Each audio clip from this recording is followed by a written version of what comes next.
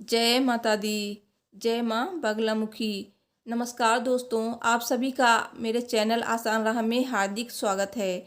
दोस्तों, गुप्त नवरात्रि की 8वीं शक्ति माँ बगलामुखी हैं। बगलामुखी की आराधना के साथ ही नवरात्रि पर्व के वे साधक व्रत पारायण कर लेंगे जिनके यहाँ अष्टमी होती है। तो दोस्तों, वीडियो शुरू करने से पहले आपसे एक छोटी सी रिक्वेस्ट है। अगर अभी तक आपने मेरे चैनल आसान राह को सब्सक्राइब नहीं किया है तो प्लीज़ सब्सक्राइब कर लीजिए। सब्सक्राइब के बाद बेल को भी प्रेस कीजिए और वीडियो पसंद आई तो प्लीज़ प्लीज़ वीडियो को लाइक कीजिएगा। पुराणों में कहा गया है कि गुप्त नवरात्रि 10 महाविद्या को समर्पित है। सार्वजनिक 2 नवरात्रि तो सभी करते हैं, लेकिन जो गुप्त नवरात्रि करता है उस पर देवी भगवती की विशेष कृपा होती है। क्या है गुप्त नवरात्रि?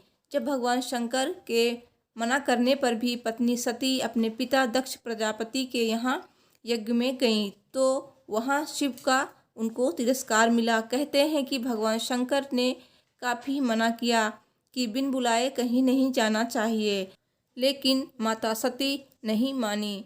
माता सती ने क्रोधवश पहले काली शक्ति प्रकट की, फिर 10 दिशाओं में 10 शक्तियाँ प्रकट कर अपनी शक्ति दिखा दी। आखिरकार भगवान शंकर को सती माता का हट स्वीकार करना पड़ा।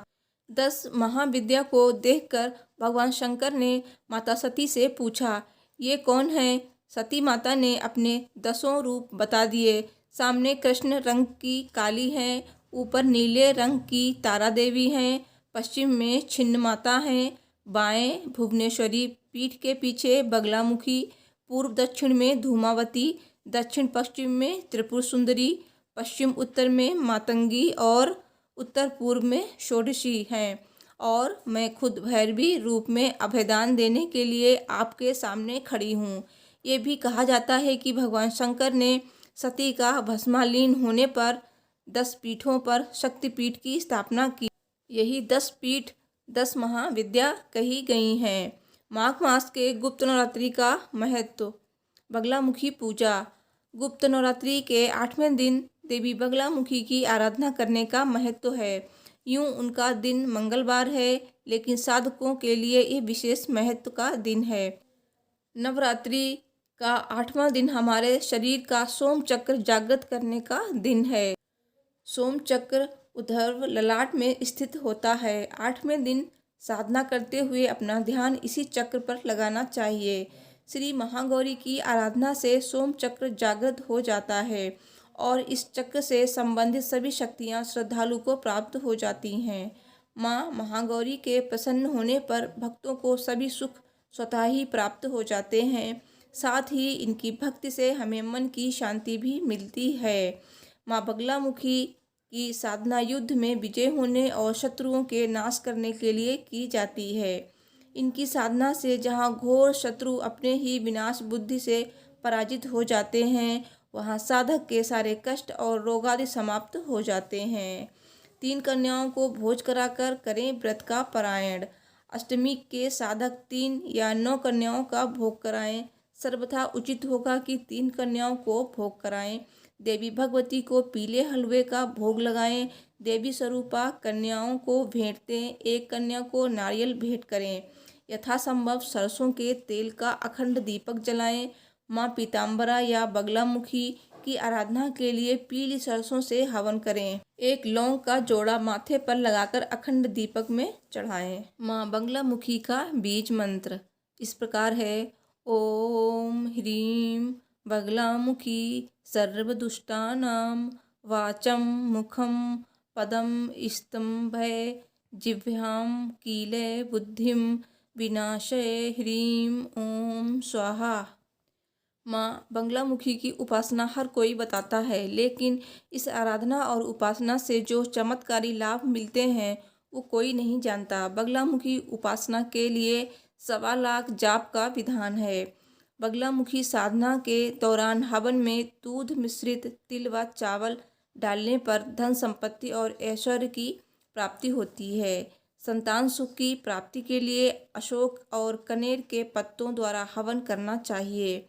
सभी रोगों से छुटकारा पाने के लिए कुम्हार के चाक की मिट्टी 1 हाथ लंबाई की अरंड की लकड़ी शहद या चीनी में भुना हुआ चावल से हवन करना चाहिए।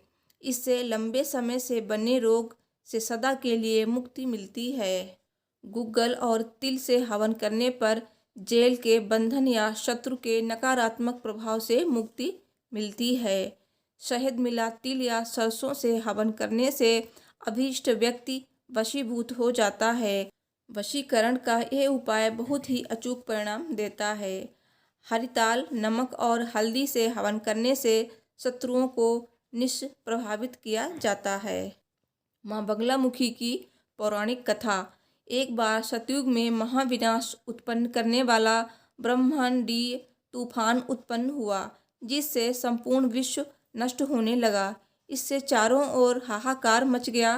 संसार की रक्षा करना असंभव हो गया।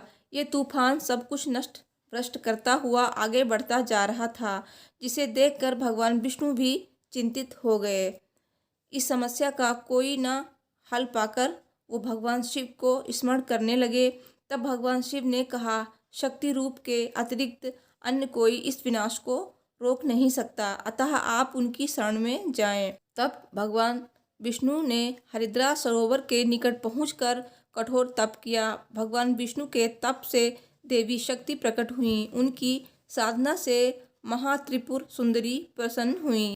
सौराष्ट्र क्षेत्र की हरिद्रा झील में जल क्रीड़ा करती महापीताम्बरा स्वरूप देवी के हृदय से दिव्य तेज उत्पन्न हुआ। इस तेज से ब्रह्मांडीय तूफान थम गया। मंगल युक्त चतुर्दशी की अर्धरात्रि में देवी शक्ति का देवी बगलामुखी के रूप में प्रादुर्भाव हुआ था। त्रैलोक्य स्तंभिनी महाविद्या भगवती बगलामुखी ने प्रसन्न होकर भगवान विष्णु जी को इच्छित वर दिया और तब सृष्टि का विनाश रुक सका। देवी बगलामुखी को वीररति भी कहा जाता है, क्योंकि देवी स्वयं ब्रह्मास्त्र रूपिणी हैं। इनके शिव को महारुद्र कहा जाता है, इसलिए देवी सिद्ध विद्या हैं। तांत्रिक इन्हें स्तंभन की देवी मानते हैं।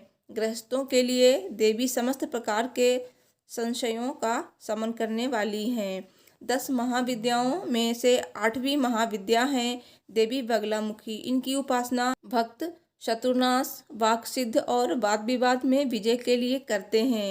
माँ बगलामुखी की उपासना से जीवन की हर बाधा दूर होती है और शत्रुओं का नाश के साथ साथ बुरी शक्तियों का भी नाश होता है। देवी को बगलामुखी, पीताम्बरा, बंगला, बालगामुखी, बगलामुखी, ब्रह्मास्त्र विद्या आदि नामों से भी जाना जाता है। जय माता बगलामुखी की। दोस्तों, अगर आपको वीडियो पसंद आई हो तो प्लीज़ वीडियो को लाइक कीजिए, शेयर कीजिए और मेरे चैनल को ज़रूर सब्सक्राइब कीजिए। Thanks for watching. हर हर महादेव। जय माता बगलामुखी।